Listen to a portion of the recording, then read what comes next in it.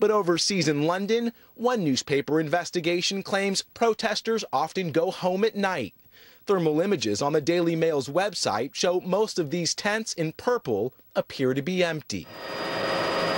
Back in this country, the Occupy protests have cost cities money and resources. In Los Angeles, the mayor says the bill so far is $60,000.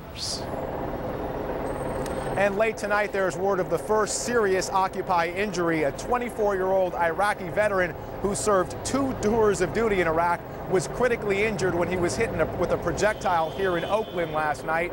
Meantime, protesters say they'll take back this plaza. Police say they're ready to square off. Brian? Miguel Almaguer in the Bay Area, California for us tonight. Miguel, thanks. One of the main arguments of the Occupy Wall Street protesters was pretty much confirmed today by numbers released by the Congressional Budget Office. It's about the top 1% of American society. From 1979 to 07, incomes grew by 275% for the 1% of the population with the highest incomes in this country. For the middle class, incomes grew by just under 40% for the same time period. And in Manhattan today, the former CEO of the giant consulting firm McKinsey, former Goldman Sachs board member Rajat Gupta, pleaded not guilty to criminal insider trading charges. He's accused of funneling information gained in his positions to a hedge fund called Galleon. Also, the wife of the man convicted of running. For reporting in tonight. And we turn now to that showdown. Protesters and police clashing in Oakland, California. Overnight, tear gas, chaos erupting in the streets. Both sides bracing for another round tonight. And here's ABC's Abby Boudreau. Oakland City Center was empty today, just hours after police were battling with protesters, who are still threatening to regroup tonight. Must leave now. Last night erupted when police wearing full riot gear moved in using rounds of tear gas to break up crowds. This protester overwhelmed by the smoke. Police arrested 100 of the 1,000 Occupy Oakland protesters, including this young woman who was tossed to the ground and cuffed on the spot. You're okay, you're okay. The protesters fighting back and refusing to budge. They shot tear gas into the crowd, flashbangs. One of those injured, a Marine and 2-time Iraq War veteran who sustained a skull fracture after being hit in the head. Police say it was all in self-defense. We were in a position where we had to deploy gas in order to stop the crowd and people from pelting us with bottles and rocks. The situation escalated quickly after police tore down a tent city outside City Hall. Oakland officials said that after nearly 3 weeks of protesting, the site had become dangerous and unsanitary. A recent poll shows less than half of Americans support the protesters, who largely believe money and wealth should be more evenly distributed. But does last night mark a turning point? Weeks after New York City police stopped short of clearing out the epicenter of the protest, Atlanta cracked down last night too. Police on horseback, SWAT teams in riot gear, 50 protesters arrested, some dragged out in plastic handcuffs. The campsite cleared within hours. But just across the Bay Bridge, Occupy San Francisco shows no signs of slowing down. Many of the protesters here tell us they are not afraid of the police and will do whatever they have to do to protect themselves, even if it means repeating a scene like last night. Diane? All right, Abby Boudreau reporting in. And of course, one of the things inflaming the protesters, a lot of other people in this country as well, student loans, the crushing debt. Today we learn that tuition and fees at public colleges have just this year increased more than 8. Occupy demonstrators in Oakland, California are vowing tonight to reclaim their site in front of City Hall. Police kicked them out early yesterday, and there were clashes when they tried to return last night. Police fired tear gas and beanbags. 97 people were arrested. For now, the park is closed for a thorough cleaning. Wall Street has also been watching Europe today to see it landed in San Francisco in search of money for his re-election campaign. And just across the Bay Bridge back there in Oakland, the police cracked down on demonstrators protesting against folks that they believe have too much money. A CBS News New York Times poll out just tonight finds most Americans are not sure what to make of the Occupy Wall Street movement that has spread from coast to coast. 25% have a favorable opinion of it, 20% unfavorable, but the majority, 53%, are either undecided or say they haven't heard enough. But in Oakland, officials decided today that they have heard more than enough. And John Blackstone shows us what happened next.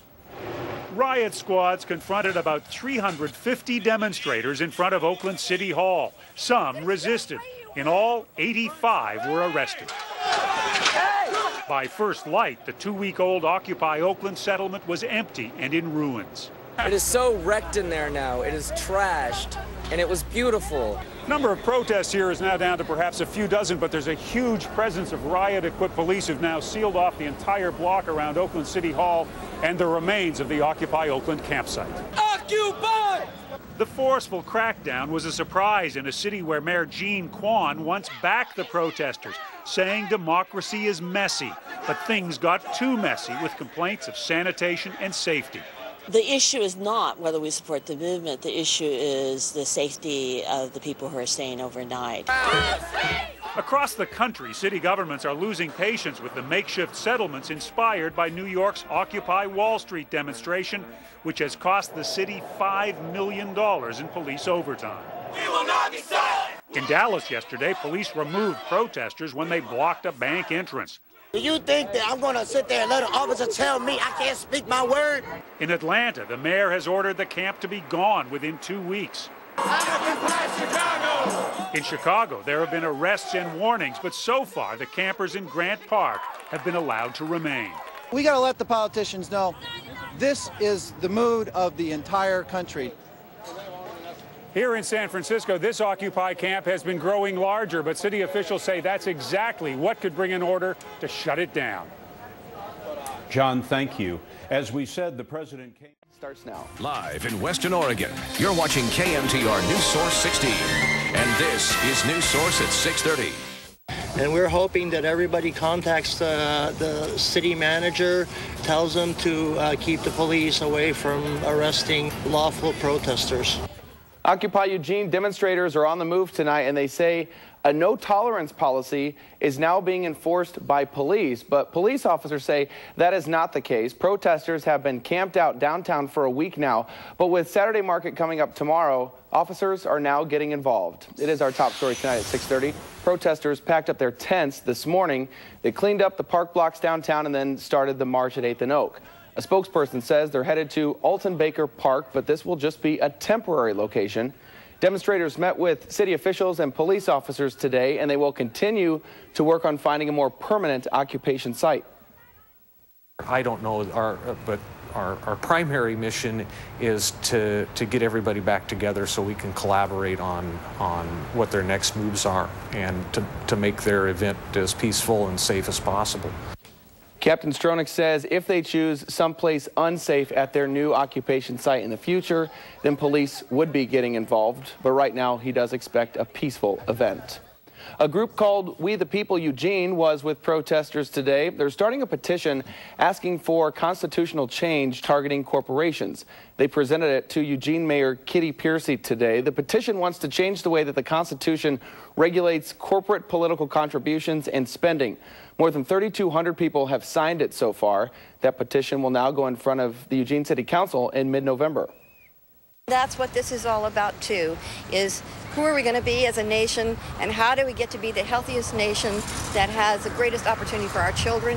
And what looks like a very bleak place right now becomes, again, the nation that people can look to from all over the world as knowing how to be fair and just to everyone and create opportunities for everyone. State Representative Phil Barnhart has signed that legislation. He says that under President Theodore Roosevelt, the U.S. passed several laws, including the Sherman Antitrust Act, to rein in corporate power. And it is time, more than 100 years later, for us to do it again. The only way that's going to happen is if we can get the corporate personhood as a sort of a dead end in our legal system. The City Council will figure out whether to take action on the item in November.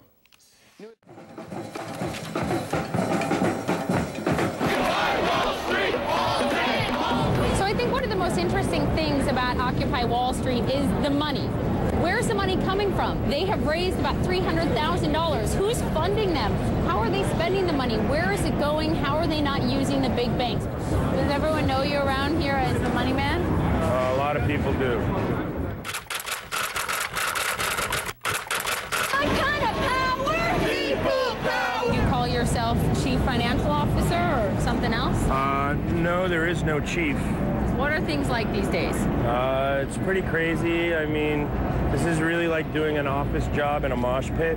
So right here by the food is where you're going to find one of the donation boxes, this little gray box. I just saw someone stick some cash in there. What's really interesting, these are all over the park.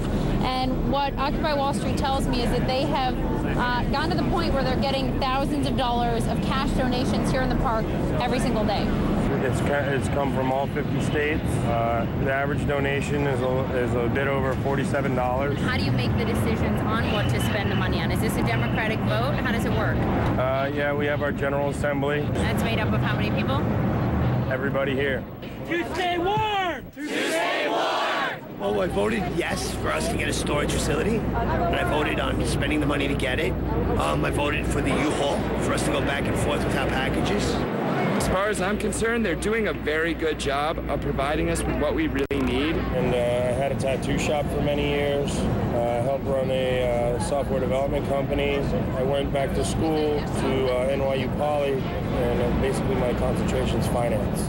In terms of where the money is processed that's donated to Occupy Wall Street, what we found out is that a lot of it is processed through a Washington, D.C.-based nonprofit called the Alliance for Global Justice.